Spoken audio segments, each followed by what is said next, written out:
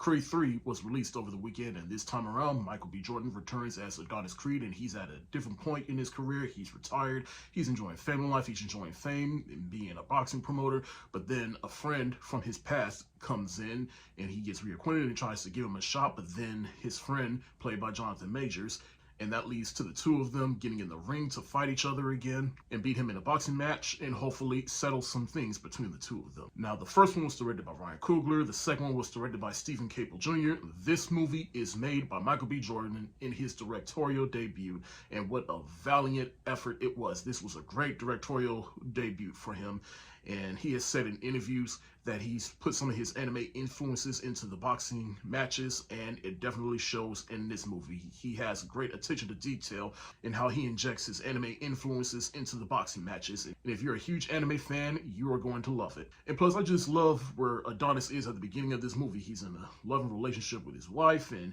I love the relationship he has with his daughter, who is deaf, and it's just the two of them are just cute together. But you also see the struggle within Adonis and how he feels obligated to help his friend. This is definitely a great year for Jonathan Majors. He was the best part of Ant-Man and the Wasp: Quantumania, and he definitely shines here. And I say he's definitely one of the better adversaries in the past couple of Rocky movies. He brings some gravitas to the role, but at the same time, he also kind of rivals Clubber Lang and Ivan Drago as just that adversary that's just shit talking and is coming for everything Adonis has. Of course, I gotta address the elephant in the room, in which Sylvester Stallone doesn't reprise his role as Rocky Balboa, and there's a lot of behind the scenes finger pointing as to why this character doesn't appear in this movie. And even though I felt his absence in this movie, I do appreciate that Rocky was not in this movie, because we had him in the past two movies, and it's time we let Adonis pretty much lead this franchise.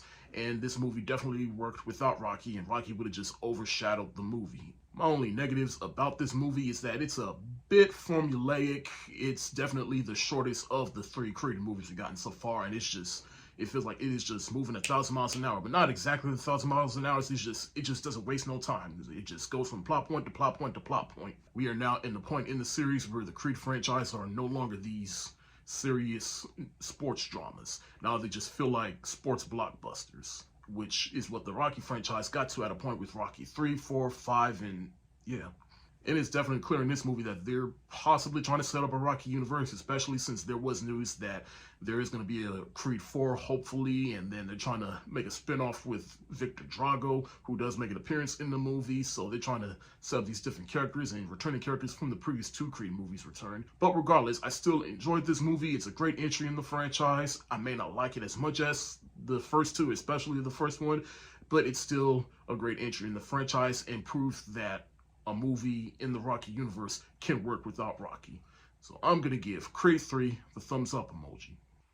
Scream 6 is the sixth film in the Scream franchise, in which it takes place after the events of the last movie, Scream 2022, or Scream 5 as I call it for the sake of my sanity, in which Sam and Tara, they moved to New York. They've moved on with their lives, but Sam, she's still coping with the events of that movie, but a new Ghostface reemerges and may be connected to the events of the first movie, but Sam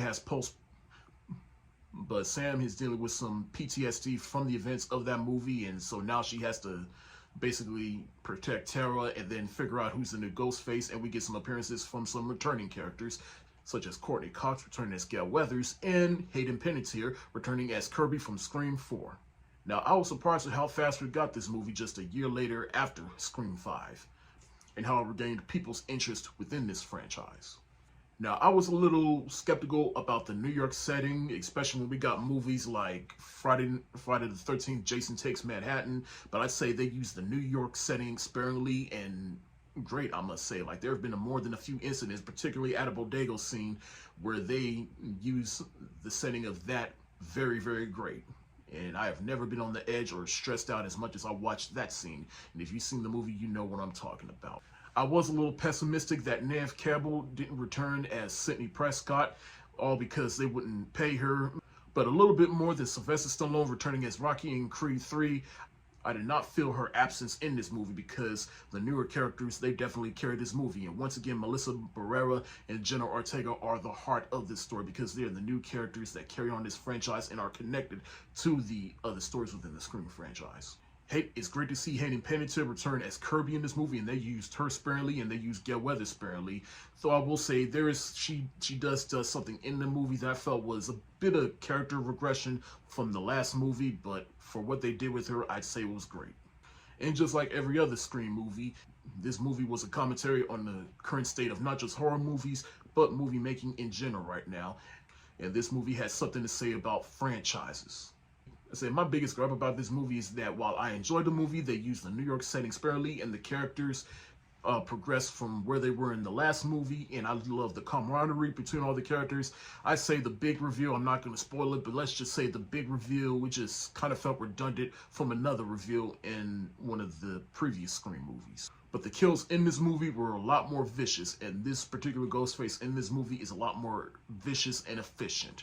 And I was all here for that. I'm still conflicted on where I put Scream 6 with the other Scream movies, but as of right now, I'm going to give Scream 6 the thumbs up emoji.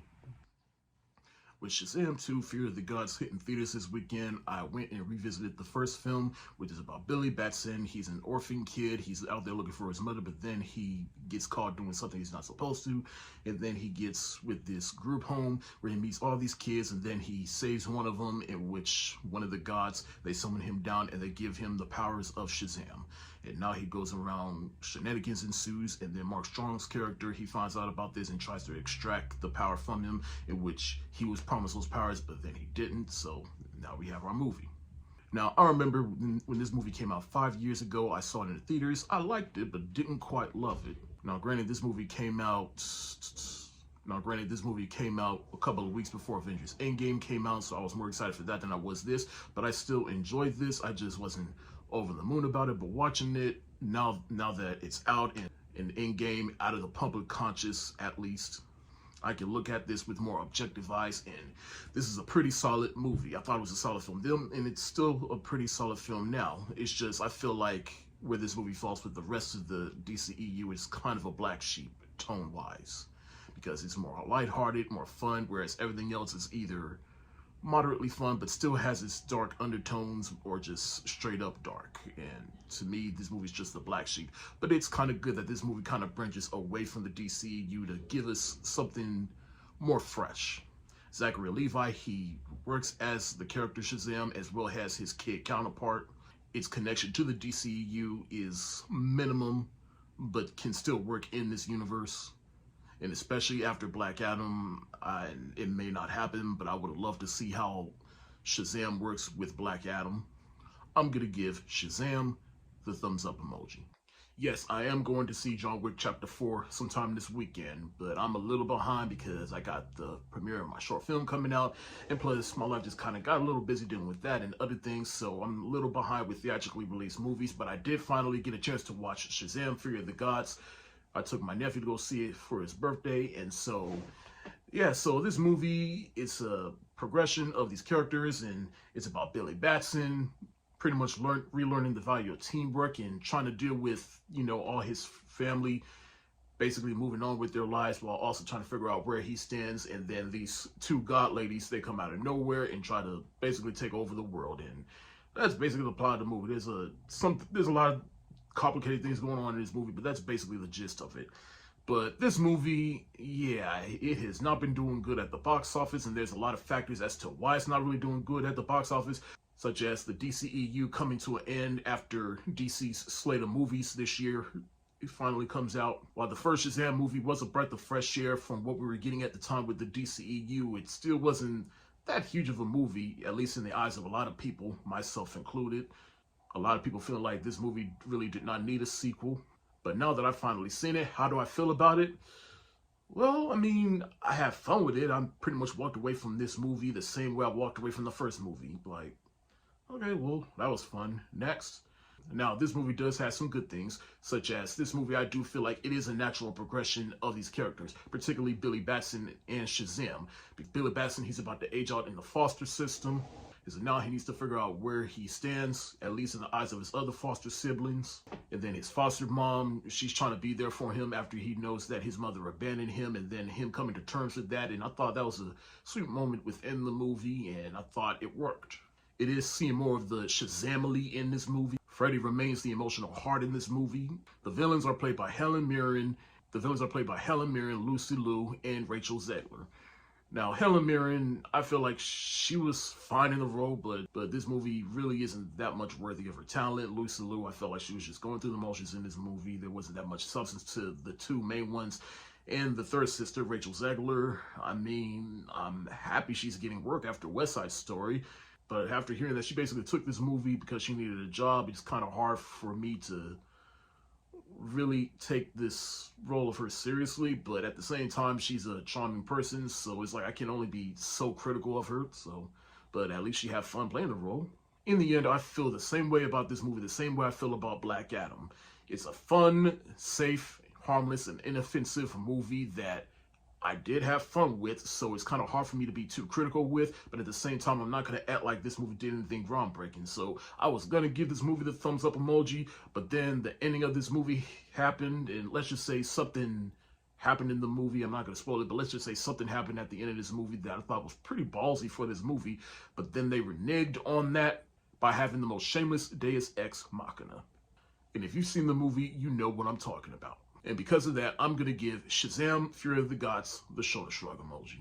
John Wick Chapter 4 comes out this weekend, so I spent a day marathoning the John Wick trilogy, or by this weekend it'll be a quadrilogy.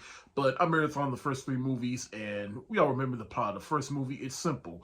Oh, you not only did you break into my house and steal my car, but you killed my dog, which is the last thing my deceased wife left me. Ouch. Okay, I'm going to rain hell on all you motherfuckers. And that is what I love about that first film. It was simple, but effective. And Keanu Reeves, he brought that story to life, and he brings the action to life, and the action is just batshit crazy, and it is a plot that you can get behind. Other than The Matrix, Speed, and Bill and Ted, this is definitely one of Keanu Reeves' flagship franchises, and he makes this movie. How do I feel about the next 2 movies after this? I will let you know soon. But as of right now, I give the first John Wick the heads up emoji because it is a masterpiece. John Wick Chapter 2 follows John Wick after the events of the first movie, in which he owes a debt to somebody, and then he pays off that debt, but then that person double crosses him, and so he goes for revenge, and then by the end of the movie, he is excommunicado. Now, my personal history with this movie, and well, really just the sequels in general, is just, I always felt this series peaked at the first movie just because of how simple the plot of the first movie was. Whereas with this, I just feel like John Wick, I understand he's good at what he does, but after a while, it's just like playing a video game on easy mode, and I'm just like, all right, can John Wick have a challenge, please? And I just feel like Lionsgate, they looked at the success of that first movie and was just like, oh, wait a minute, this is a hit? Keanu. But to be fair, watching this, I did watch this again to see if my opinion would change on this and the next movie, which I'll tell you soon. But this movie, I liked a little bit more the third time around. Now, to me, Common, he was the highlight of the movie. They definitely step it up with the action, and it's definitely a more gorgeous movie than the first movie. Keanu Reeves, he still kills it in this role. It's just there were a couple of moments in the movie where the movie felt a little dull. But like I said, I do like this movie the third time around, and I give John Wick Chapter 2 the thumbs up emoji. So at the end of the second movie, John Wick, he is now excommunicado and everybody's after him. And watching this movie for the second time after I watched it the first time it first came out, I do like this movie a little bit more, but at the same time, it's still my least favorite within the series because I feel like this movie is just nothing but just action, action, action, action. Whereas the first 2 movies, especially that first movie, it still had somewhat of a plot to it.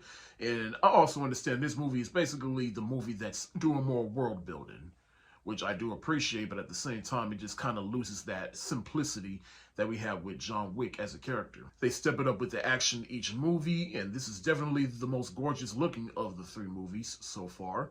Keanu Reeves, he still kills it in the role. Everything with Halle Berry and the dogs was the highlight for me, and the movie does end on a good cliffhanger that has me excited for the 4th movie. I'm going to give John Wick Chapter 3, the Parabellum, the thumbs up emoji. First off, I do want to apologize because I am losing my voice. I think I'm coming down with something, but I can't talk like or just make any pitches or whatever like I regularly do.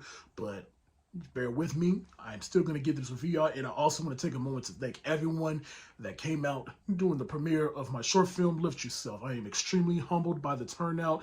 Thank you, everyone that came out, whether you're family, friends, co-workers, or people that I haven't seen in a long time. Just real quick, just thank you. And now I finally got a chance to see John Wick Chapter 4, and it is my favorite of the John Wick sequels. And this one takes place sometime after the events of the third one, in which John Wick, he's licked his wounds from the events of the third one, and now he is back and he is basically coming after the high table. Everybody's coming after John Wick, and he goes after Bill Skarsgård's character, in which he goes for a final duel. Now, if you've been watching my reviews of the John Wick movies, you know how I feel about them. The first one is the best and my favorite, and the sequels, they're a little hit or miss with me, but this one is my favorite because it is probably the most violent. The action is probably the best it's ever been. It's the most beautiful of them all, and it is a great send-off to this character. Keanu Reeves, well, he may not be the best actor, but he did deliver in the action in this. But Donnie Yen's character, in which he played, this is like the third time he's played a blind person, but he still kicks ass, and he was the best part of this movie. And he's definitely a worthy character worth spinning off, in which they do a lot of things in this movie to do spin-offs. My only gripes about this movie is it's just a gripe I've had with the John Wick series after the first movie, in which there have been plenty of times where he should not have walked away unscathed. But he does, not to spoil anything, but let's just say something happens to John Wick at the end, and he finally got what was coming to him. I mean, not that he deserved it, but he finally found peace. But in the end, this was a great conclusion to the John Wick series, and I can't wait to see if they do anything with this series moving forward. I'm going to give John Wick Chapter 4 the hard eyes emoji. Since there is now a True Lies TV show based on the movie True Lies, which is a James Cameron movie that I have never seen. It's that and The Abyss. Those are the two James Cameron movies that I have never seen. But before I watched the TV show, I thought, you know what, let me give this a watch. I feel like now is a good time, so I finally watched True Lies, which stars Arnold Schwarzenegger and Jamie Lee Curtis. Arnold Schwarzenegger, he is a secret spy, but his family doesn't know about that. And then he suspects that his wife is having an affair, so he basically uses all his spy resources to get to the bottom of this. And it turns out that Jamie Lee Curtis is abducted to do some terrorist deeds, which she is not on board with. But Arnold Schwarzenegger does find out, and then this movie basically just turns into the most dangerous marriage therapy. Now, again, this is my first time watching this. This and The Abyss are the two James Cameron movies that I have not seen, but now it's The Abyss. And people have said that this is one of James Cameron's more underrated movies, and I can definitely see why. A lot of people don't talk about this movie. Hell, it doesn't even have a Blu-ray or DVD release, neither does The Abyss. But regardless, True Lies is definitely a fun action movie and one of his more underrated movies, and if you have not seen it, I highly recommend it. Of course, this came out during Arnold Schwarzenegger's prime in the 90s. Jamie Lee Curtis, she is great in this film, especially doing that one scene that everybody knows and talks about, but she just works and plays off of Arnold Schwarzenegger very well. And some of the supporting cast also works in this movie too, such as Tom Arnold, who plays Arnold Schwarzenegger's handler, and then Eliza Dushku, who plays the daughter of Arnold and Jamie. Hell, even Tia Carr, who is the villain in the movie at the end, she was great in this movie too, and it's definitely worked for her in the 90s doing her little reign. The action in this movie is just bonkers, but I expect that from James Cameron. And this movie came out before Titanic came out, so this was basically just like that last bit of action hurrah before he transitions into doing something completely different. My only gripes about this movie is that it did take a little while to get going in the beginning, and this movie definitely does not need to be 2 hours and 20 minutes. It was too long, at least for my taste, but I still loved every minute of it and definitely worth it. I'm going to give True Lies the hard eyes emoji. Continuing my monthly viewing of a Mission Impossible movie leading up to the newest Mission Impossible movie coming out later this year, and that is Mission Impossible 2, which is without a doubt the worst of the series. Honestly, like, this was my second viewing of this movie. I'm not even sure what the plot is. I just know I walked away from this movie just, at least we got the worst out the way. Because this movie was directed by John M. Chu, and this movie is definitely a John M. Chu movie. Now, granted, this movie does have some fun action. Tom Cruise, he still kills it in this movie, especially with his crazy-ass stunts, especially in the beginning where he's climbing up a mountain without any type of support. Tom Cruise definitely carries this movie, as well as the rest of the franchise. Tandy Newton is in it, and she was fine, but she definitely isn't my favorite main girl in the Mission Impossible series. This movie is just cheesy and campy and just over the top. This movie is without a doubt a product of the early 2000s, and because of that, I'm going to give it the thumbs down emoji. Bend It Like Beckham is about Jess Mender and her family, in which her family is forcing her to pretty much find a man and get married, and her sister is getting married, and so but behind closed doors, she has a passion for soccer, in which she finds a girls soccer team, joins them, she gets real good at it, but her family finds out, and now she's torn in between following what her family wants her to do or follow her passion and her dreams, which is soccer, or at least in the British world is known as football. Now, this movie is celebrating 20 years. I remember watching it a lot back in the day on HBO and Cinemax, and enjoyed it then and was very surprised by how good it was. But watching it years later with adult eyes, it's more relatable than ever, at least for a lot of people, because of course Indian families, they're very serious about marrying their kids off. But a lot of us can relate to like just being beholden to family traditions, but we really want to do something else, and that's very relatable whether you're Indian or not. The soccer aspect of this movie just works, but the drama also works just as well, because the drama of this movie is the heart of the story, and Jess Minder is at the center of it, as well as Keira Knightley, who plays Jess Minder's friend, or Jess as you like to call her. But the performances in here are just as good as well. From the actress that plays Jess, Keira Knightley is good in this movie. The actor that plays her father is great. And even most of the supporting roles, especially the coach. I really dug how great this movie is, especially watching with adult eyes, and I'm going to give Bend It Like Beckham the heart eyes emoji. Another movie that is celebrating 20 years is Bringing Down the House, which stars Steve Martin, Queen Latifah, and Eugene Levy. Steve Martin, he is divorced, and he's just looking for someone to date. And then Queen Latifah's character, she basically bamboozled him into taking on her case in which she escaped prison, and she's trying to clear her name. And then, but he's also trying to pretty much keep her away from people. But he's also trying to keep her hidden so that people doesn't know that she is with him. But throughout the movie, she helps him get out of his shell a little bit, as well as help her be a better person than she is. Now, I remember watching this back in the day. I used to watch the DVD all the time and still do to this day. But watching with adult eyes, this movie has a cringy amount of racially offensive humor. There were times throughout this movie where I just had to, that would not fly today. But hey, if you watch this movie back in the day and you still think it's funny, hey, that's totally fine. I'm just saying, and hey, I found the movie funny watching it with adult eyes too. It's just, you just can't watch those scenes without thinking, I don't know. Like Betty White is in the movie, rest in peace. I didn't even know that was her in the movie, but she's in the movie. She plays the nosy neighbor, and there were a few times where she said some things I was like, oh, Betty. The nanny from 101 Dalmatians is in this movie, and she has a particular scene it was the dinner scene, and she said some things I was like,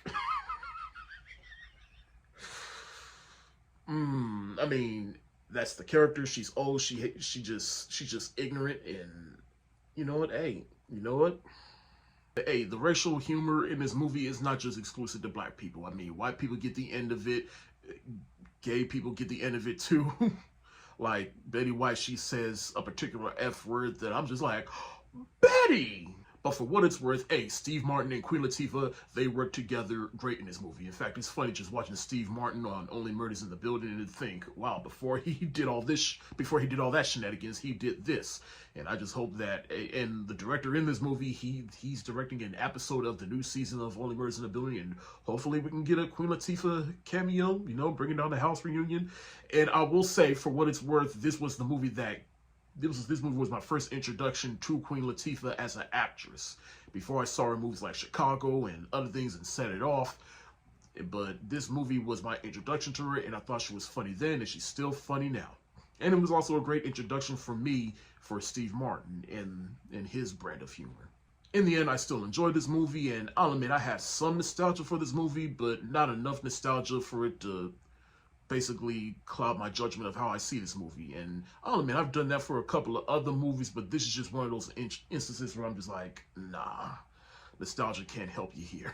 And like I said before, if you still enjoy this movie, hey, more power to you. But if you don't like this movie for some of the things that's going on in this movie, hey, I completely understand. But for me, this movie is just one of those movies where you just need to watch at your own risk. And because I say that, I'm just going to give Bringing Down the House the shoulder shrug emoji. Continuing my monthly viewing of a Transformers movie leading up to Transformers Rise of Beasts is Transformers Dark of the Moon, which is my favorite of the series. Now, that doesn't mean I think it's a perfect movie. This film does have some issues, just like the last two movies. But the thing here is, I actually like the first and the third movie the best. Those are my two favorite, especially this movie. This movie definitely improves upon that last movie, Revenge of the Fallen, because Revenge of the Fallen, ooh, buddy, they definitely improved on some things. Like, for one, they got rid of Megan Fox because she called Michael Bay Adolf Hitler, and you can't just call a Jewish director Adolf Hitler. And she is replaced by Rosie Huntington-Whiteley, who at the time was just known for being a supermodel, and this is her directorial debut. And then after this, she did Mad Max Fury Road. She only did 2 movies, and she just never really got into acting after that. But in this movie, I mean, look, in general, it's unrealistic what Shia LaBeouf's character would get with beautiful women like this, but in context of this movie, and I'd say he has more chemistry and a rapport with her than he did with Megan Fox. They definitely cut back on all the humor. They cut back on all the silliness from all the side characters, especially the parents. And I remember even at 11 years ago, at the time when this movie came out, and even now, I can kind of relate to Shia LaBeouf's character in this movie, of him just trying to find his place in life after college and trying to find a job. I say Sam Witwicky is in a more mature place in this movie. Well, sort of. He still has some Shia LaBeouf isms and still yelling, Optimus! And the plot of this movie also ties into the moon landing, in which this Transformers ship lands on the moon.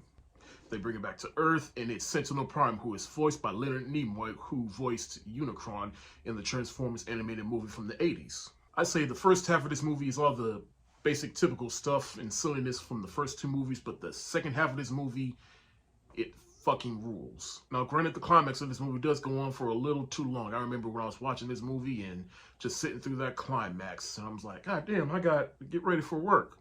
Michael Bay always excelled at the action, and the action in this is a lot better than the last movie.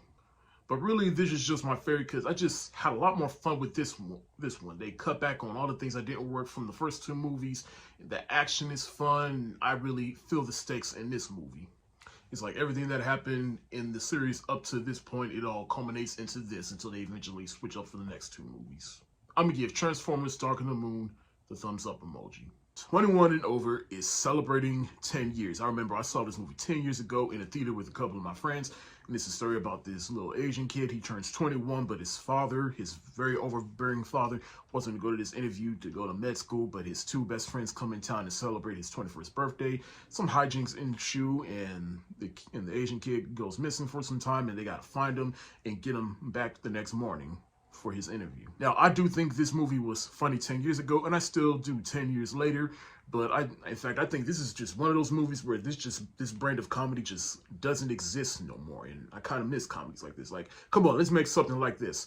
But to be fair, this movie it does have a recycled plot that's been done dozens of times and done different ways. But it still doesn't change the fact that it is entertaining to watch, especially with these actors. Like Miles Teller, I was watching him in this movie, and I'm like, dang, he's a great actor today. And it's just fascinating to see where he came from, trying to be this kind of role. He was basically the Vince Vaughn type character that we used to see Vince Vaughn in comedies. Even Skylar Astin, who came straight off of the first Pitch Perfect movie after this, and then to see him in this, I've always thought he had comedic chops. In the end, I still had fun with this movie, but again, this movie is a little derivative of other plots from other movies and done dozens of different ways. But if you still find yourself stumbling upon this movie, you'll walk away entertained. So I'm going to give 21 and over the thumbs up emoji. Spring Breakers is celebrating 10 years, and it's about this group of girls that stole some money from a restaurant so that they can go on spring break in Miami. And they get into some trouble and come across James Franco's character, Alien, I'm sorry. My name is Alien. Alien.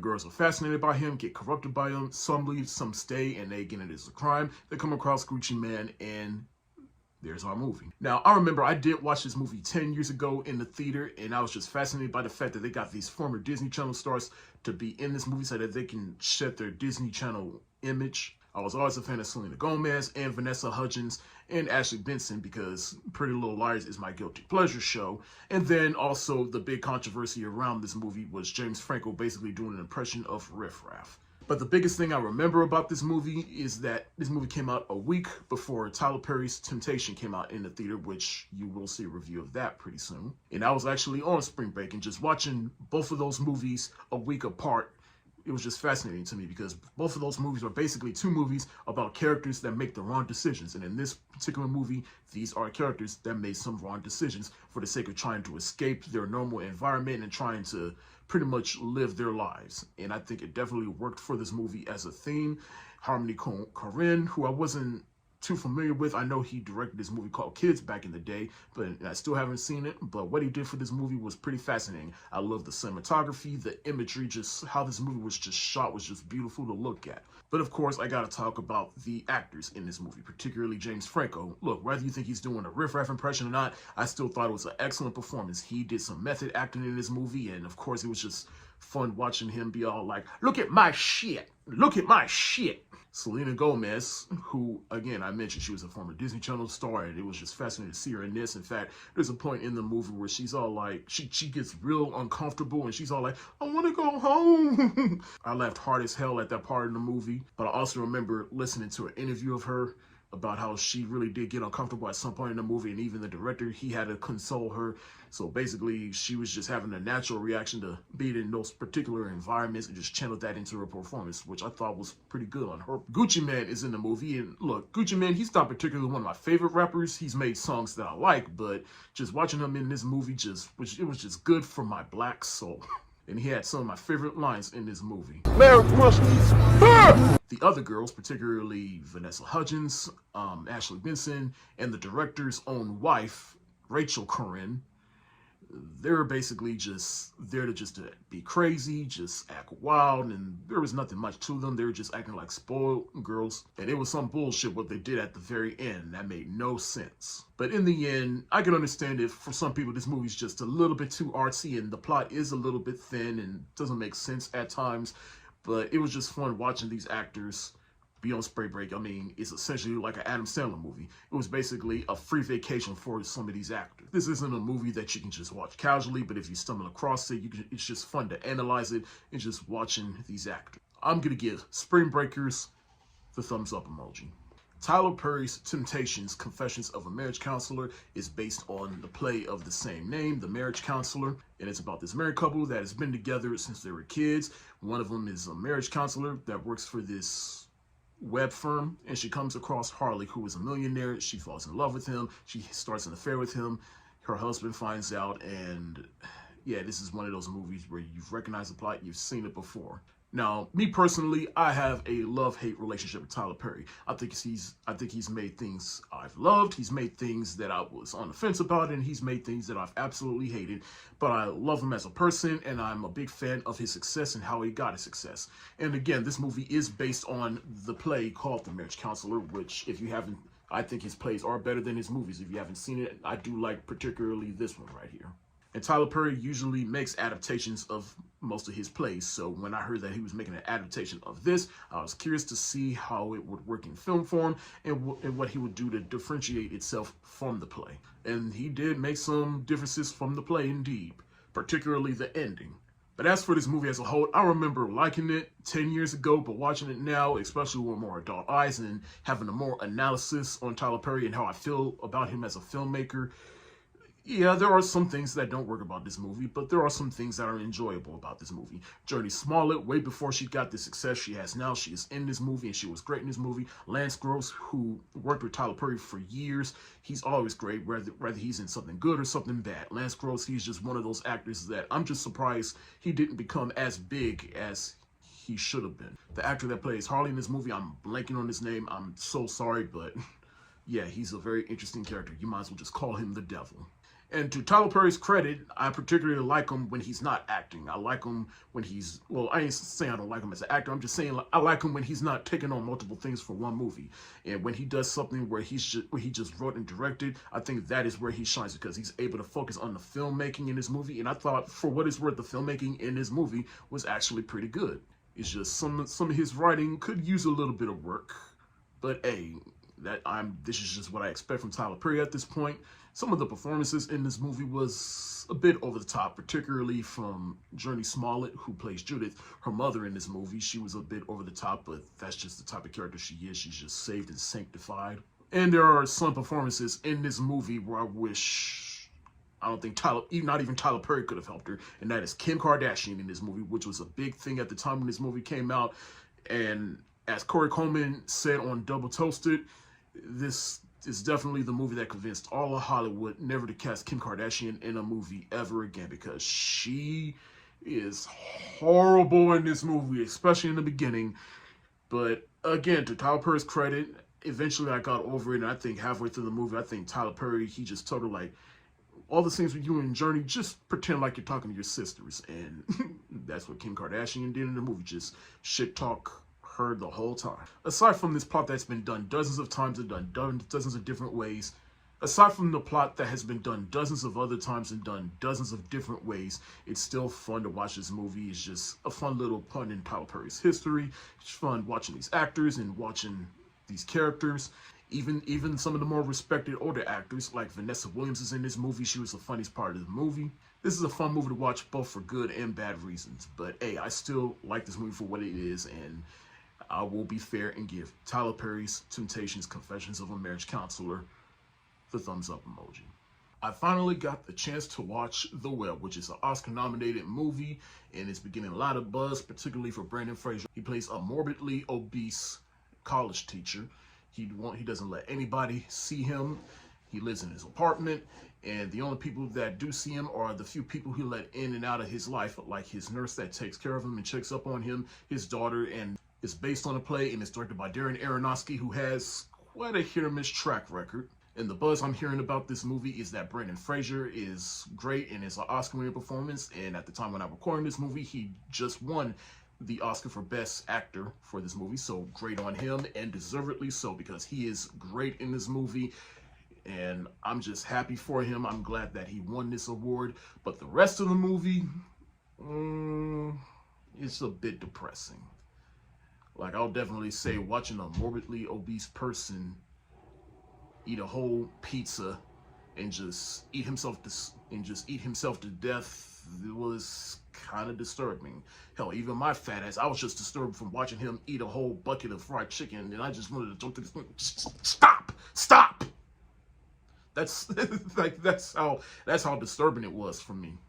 But Brendan Fraser wasn't the only person that was good in this movie, but Hong Shaw, she was great in the movie. You really get to see how she's a friend to him, but at the same time, she's trying to help him, but at the same time, she finds companionship with him. His daughter, played by Sadie Sink, she is verbally abusive towards him, but that's because she has daddy issues, and she was great in this movie, and her work in this movie, I'll even say, surpasses her work she did in the last season of Stranger Things at times. And of course, the makeup and hairstyle in this movie is great in this movie, in which the makeup designer in this movie just won an Oscar for this movie as well, so great on them. I'm not over the moon with this movie, but I do enjoy this movie just for the performances alone. And if you just want to see some good performances, I highly recommend you watch this movie. And Brendan Fraser, he is great. This is a great comeback for him. It's a great Renaissance movie for him, and I can't wait to see what he does next. But as for the rest of the movie, again, it's one of those movies where you just gotta watch at your own risk. This movie may put you in a depressive mind state, it may not, but just pace yourself. But otherwise, I'm gonna give The Well the thumbs up emoji.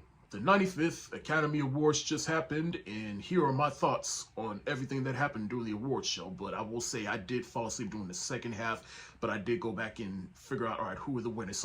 So Oscars 2023, rapid fire, let's go. Jimmy Kimmel was the host, which I thought was a bit of a step up from last year's host. Not that I didn't like last year's host, but Jimmy Kimmel, I thought he was an excellent host. And he took a couple of jabs at what happened last year, if you know what I mean, particularly to Will Smith.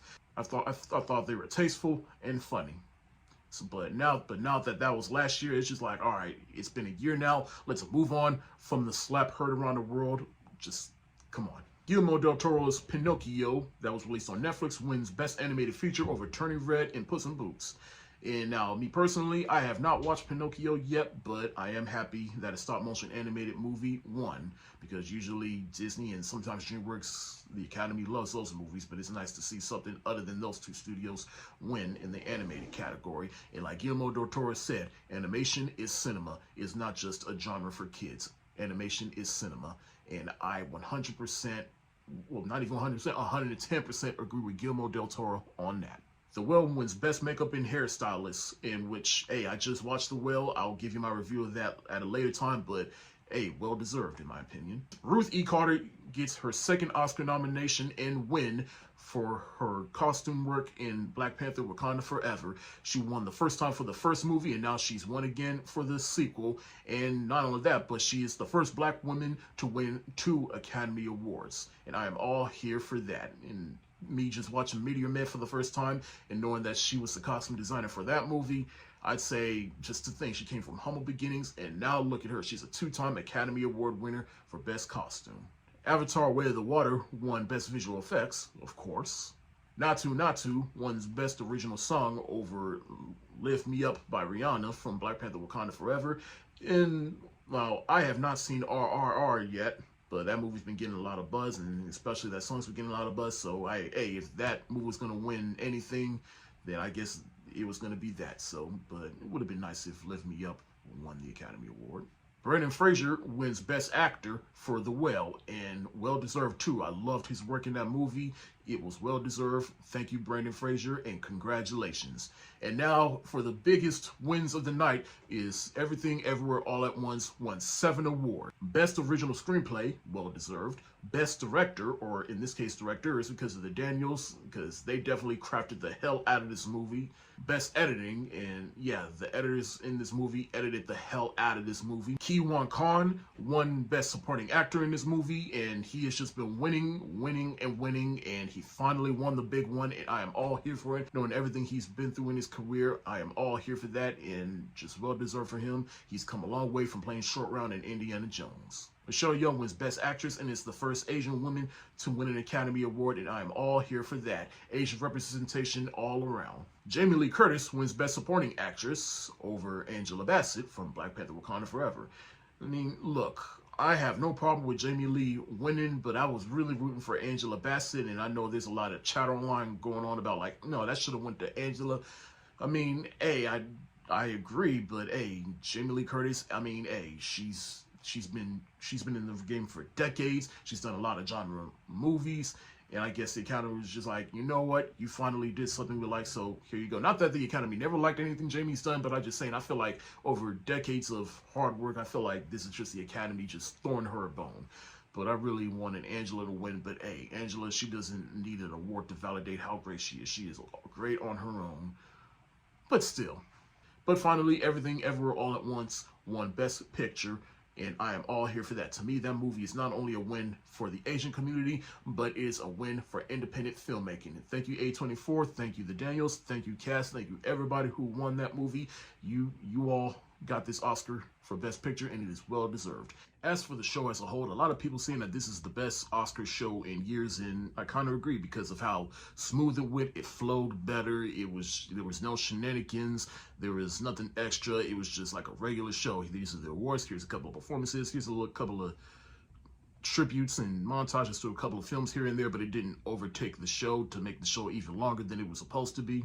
But in doing so, it kind of made the show just a little bit more boring. As I said earlier, I fell asleep halfway through the show, and I don't know whether or not that's a reflection of how tired I was, or just the show was just kind of boring. If this is the way they're going to do the Oscars going forward, then I am here for it. Just make it just a little bit more entertaining. That's all I ask. And that is my thoughts on this year's Oscars. So The Last of Us just wrapped, and it is a video game adaptation of the video game of the same name, in which we follow Joe as he is trying to navigate through this apocalypse, in which he comes across a little girl named Elle, who is the key to restoring the world and ending the apocalypse. And the zombie apocalypse consists of zombies that manifested from fungus, which is scary in itself. Now, to give some context, I never got a chance to play the game, The Last of Us. For some reason, I just never got around to playing it. I actually bought it at a yard sale last summer, but because my PlayStation 4 is not playing some of my discs for some reason, even this game right here, I still have yet to play it, and this has just been sitting on my TV stand. But after watching the show, I am really trying to play the game now. I think I might just buy the digital copy of the game, but I gotta say, this is definitely the best video game adaptation right now. Do I think it broke the video game curse? No, I think there have been some movies, but I think what people are trying to say is this is the movie that broke the video game curse, in which taking source material from the game and actually elevating it to the screen. But really, let's just be real. The Last of Us, along with a couple of other games that got video game adaptations that didn't work. Looking at you, Assassin's Creed and Uncharted.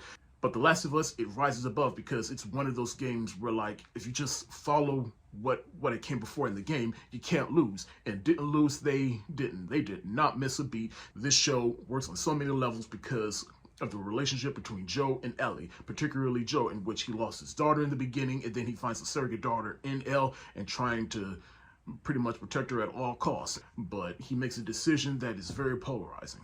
But some have said that the show, it elevates the game in some ways. Like, we get to see some side characters that we didn't really spend a lot of time with in the game. Some to the show's detriment, some not to the show's detriment. But we know the episode between the gay lovers, and that was just like a mini movie in itself. And then the episode with Storm Reed, which was basically DLC for the game. The pacing was a little bit off, but it still worked in context of the show. But everything else around the show is just brilliant. And like I said, the Joe character, we just get to see his development from being a family man into him trying to survive in the apocalypse, to the point where he's just shutting himself off emotionally, to him forming a relationship with Elle and knowing her importance, and finding a surrogate daughter in Elle. And Pedro Pascal, he was great to play this character. There have been some polarizing thoughts about the young lady that plays Elle in the show. Some are good, some are bad. Me, I felt she was fine. I say my only gripe about the show is just the pacing. The pacing just was a little slow at times. But once you get through it, you're like, oh shit, that was actually pretty good. And I actually want to revisit the show now. And plus, this show did scare me at times, especially knowing that the zombies manifested from fungus, which is a real thing, and it has been scientifically proven that bugs, they can get affected from fungus and become like fucking bug zombies or whatever. So that just immediately made me want to go in my backyard and burn any fungus in my backyard. But regardless, now, even though the show did have some pacing issues at time, this was still an enjoyable show. This worked on so many levels. I'm going to give The Last of Us TV series the heart eyes emoji. BMF Season 2 just wrapped, in which we follow the continuing adventures of Big Meech and his brother Terry, and we get to see how their drug empire expands, and even going on to the south side with Atlanta, and they continue to expand in Detroit. But of course, everything else that happens around them also what makes the show interesting, like their parents' failing marriage, their issues with their significant others, particularly Terry and Lala Anthony's character. Lamar is still alive and is looking for Big Meech. Big Meech cut some deals with Monique's character. Now, of course, I liked that first season and was surprised by it and was very excited for season 2. Because even though I'm tired of gangster shit, I do appreciate shows like this because it's actually based on real people. So this is just basically a history lesson for me. And we get to see Big Meech and Terry and how they expand their drug empire and how it stood the test of time for so long, as well as the people around them. Now, of course, Little Meech plays his own father on the show, and he continues to grow stronger as an actor. Of course, somehow the MVP, well, really the two MVPs on the show is Russell Hornsberry and the actress that plays his wife, Lucille. I am blanking on her name for some reason. I actually just looked her up, but I don't know why. But to me, as a character, she was the real standing out because, you know, at the beginning of the show, the moment she slaps the shit out of her daughter, that just shows the trajectory of her character. She's just tired. She is fed up. She's also tired of her husband, Charles, and all his BS, and him just failing as not just a husband, but as a person. Not saying he did fail, but it's just he be on some shit sometimes. And she's just tired, and she's working at Wendy's, and I'm just like, damn, woman, I'm so sorry. Hell, even the stuff with the cop and his son was compelling as well. And again, this just shows you be careful of how you treat people, because you never know what people are going through. And let's just say his son on the show did something that's just, ooh, I ain't gonna spoil it. And it's always great to see Monique pop up in things, especially since she got a comedy special coming up on Netflix soon. And I'm just happy that, you know, she is just making the rounds again. Despite the fact that I think this season they definitely turned up, I think this show is just kind of coasting a little bit. Like, we're just seeing the history of these characters, and it shouldn't take marital issues from other characters to really make the show interesting. And I ain't saying that all the big Meech and Terry stuff isn't interesting. It just feels like they're just closer with their story arc. But regardless, I'm still curious of how season 3 plays out, as well as other seasons. So we'll just see. But for right now, I'm gonna give BMF season 2 the thumbs up emoji. Again, I want to apologize. My voice is leaving me right now, but I'm going to get this review out to you. But How I Met Your Mother season 4 just wrapped, and if you've been following me for some time, you know that the original show, How I Met Your Mother, is one of my favorite sitcoms of all time. And so when they announced How I Met Your Father, which is a spinoff, I was a little skeptical, especially how the original show ended. But I ended up loving that first season. It was great. It was a great continuation. It basically just takes place in the How I Met Your Mother universe. It doesn't rely on any original characters. It manages to be its own thing while also respecting what came before it, and still manages to be its own thing, in which we continue on with these new characters. And I say this time around, they all feel like real friends, and they've built up a rapport with each other, so that anytime there's a new episode, it just feels like just friends getting together. And there's even some cameos. There's even a specific cameo in the show, in which I will not spoil, but when you see it, it made my heart sing. And the way they utilize this character, that was for fans of the original show, and the way they used them for this show, it just felt organic. My only gripes about the show is a gripe I had about the first show is this: I just hope they just don't stretch this show out longer than it needs to be. Like, I just hope that we finally get to a point in which Sophie, played by Hilary Duff, finally meets who the father is, and we get to see who the father is, and then we just see their love blossoming. And I just hope it's not a bait and switch like the original show. I'm gonna give How I Met Your Father season 2 the hard eyes emoji. It might be a little redundant for me to say this, but again, I do apologize. My voice is leaving me right now. I do not sound like I usually do, but I'm going to get this review out. But the past couple of months, well, more than a couple of months, I have been binge watching Ozark because one of my good friends, Destin Harrod of Processing Greatness, he recommended I watch this show, and I finally did. But to tell you how I feel about the show overall, let me just say, like, I did feel like the show, it did have kind of a slow start, especially in that first season, but somewhere in season 2, that's when I feel like the show really started to pick up steam, and that's when I was interested. I was like, in it. I was like, I better get on this train or it is going to leave me. Well, I mean, the show ended a little over a year ago, but I am on this train. It's one of the best shows I've seen. It's one of the best written shows I've seen so far. Not as great as Breaking Bad, though, but I will say it's definitely up there. Ozark is about Marty Byrde, in which he is an accountant, for the Mexican cartel. Something happens, and then he makes a deal with them, like, hey, how about I move to the Ozarks so I can launder your money? And the cartel is just like, go on.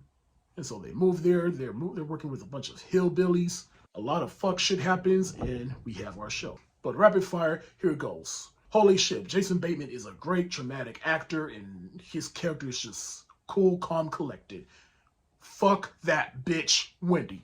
Sorry for the language, but that's just the best way I can describe her. She is ruining everything for everybody. She is definitely a queen bee that is just in over her head. Ruth is hilarious, but in the end, she did get what was coming to her, and she's just a victim of her own circumstance. The kids definitely fell victim to their parents, and Jonah, hard-headed kid, but hey. Darlene is a crazy-ass old bitch. Wyatt is too naive and pure for this world. Ben, rest in peace, but Ben is definitely a character that taught me that there is no room for mental illness in this line of work, but rest in peace to Ben. It's sad what happened to him. I mean, I understand why it happened, but just... Helen had probably the most jarring death of this entire series. A lot of double-crossing happening in the cartel. Wendy's father is somehow worse than Wendy, but then again, hey, that just comes to explain why Wendy is the way she is. It's because of her father. I know this actor has a name, but to me, he'll always be Tommy from Power, in which I'm happy this actor is able to find work outside of Power. One of the cool things I like about the show is the filmmaking. I mean, I will say the color palette that they chose for the show, it's a little too cold for me, but that's just how to describe the show, and I'm in love with the filmmaking on this show. Just watch this show and study it, and you will fall in love with the filmmaking. From the pan shots, the camera movements, everything. Just, to me, this show is just well written because it basically shows how you can get caught up in sin, in which The Bird family, more specifically the parents, they get caught up in sin, they get caught up in this life, and it basically just sucks them in. And eventually the kids, they're trying to break away from that, but they ended up getting sucked in at the end, hence the ending at the end. Now, again, a lot of people compare this show to Breaking Bad, in which I can see why. Me personally, I like to call this show Country Bad because this show takes place in the country. Now, again, even though I do not think the show is as good as Breaking Bad, it's still up there. Hell, I even put it up there with Snowfall. The show had a slow start, but once it picked up, I was just hooked. This is one of the best written shows I've seen in a long time. I'm going to give Ozark the hard eyes emoji.